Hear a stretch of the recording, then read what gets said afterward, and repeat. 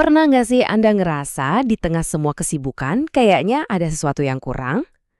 Selamat datang di pembahasan kita. Hari ini kita bakal menyelami sebuah pencarian yang, sadar atau enggak, kita semua jalani, pencarian kepuasan sejati di dunia modern ini.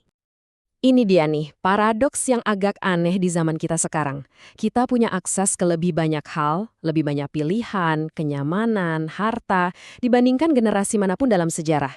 Tapi kenapa ya, di tengah kelimpahan ini, kita justru sering banget merasakan sebuah kekurangan yang mendalam? Perasaan ini seringkali berbisik di benak kita. Andai saja, kedengaran akrab banget kan? Kita semua pasti pernah deh terjebak dalam keyakinan kalau kebahagiaan sejati itu tinggal satu langkah lagi.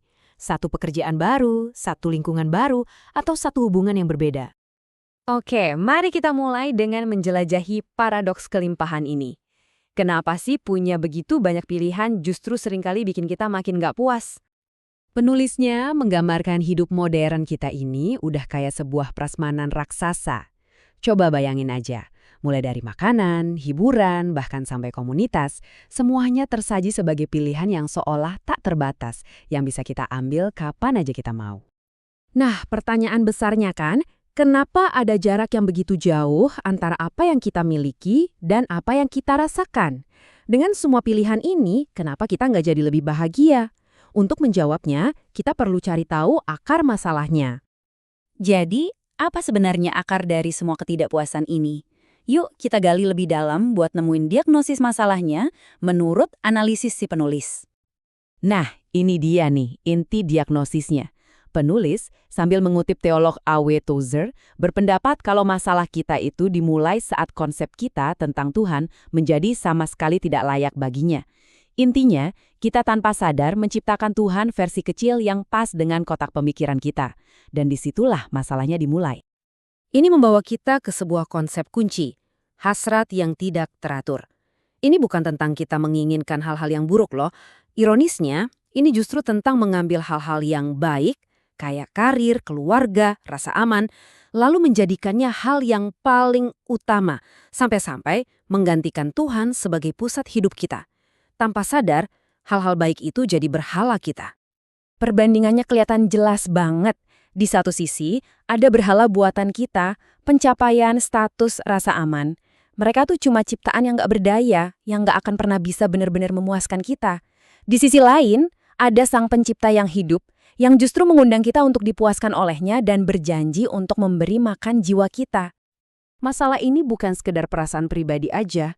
Di bagian ketiga, kita bakal lihat betapa berbahayanya konsekuensi dari hasrat yang salah tempat ini kalau terjadi dalam skala yang lebih besar. Sebagai sebuah kisah peringatan, penulis menunjuk pada salah satu babak tergelap dalam sejarah, kondisi gereja di Jerman pada masa Nazi. Ini bukan untuk menyederhanakan sejarah yang rumit ya, tapi untuk melihat gimana hasrat kolektif yang salah arah bisa berakibat fatal. Pertanyaan ini terus menghantui kita sampai hari ini. Kenapa gereja nggak memisahkan diri dari rezim yang begitu jahat? Kenapa begitu banyak orang yang seharusnya jadi suara moral, malah diam, atau bahkan ikut serta? Menurut analisis penulis, ini tuh nggak terjadi dalam semalam.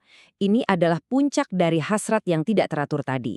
Keinginan akan stabilitas, kemakmuran, dan kebanggaan nasional secara perlahan mengalahkan kesetiaan mereka kepada Tuhan. Hal-hal baik itu udah jadi hal yang utama, dan hasilnya sangat menghancurkan. Nah, ini membawa kita ke sebuah metafora utama yang bantu kita memahami pilihan di hadapan kita. Kita ini lagi memilih mata air atau sumur yang retak. Inti argumennya ada di kutipan kuat dari Nabi Yeremia ini.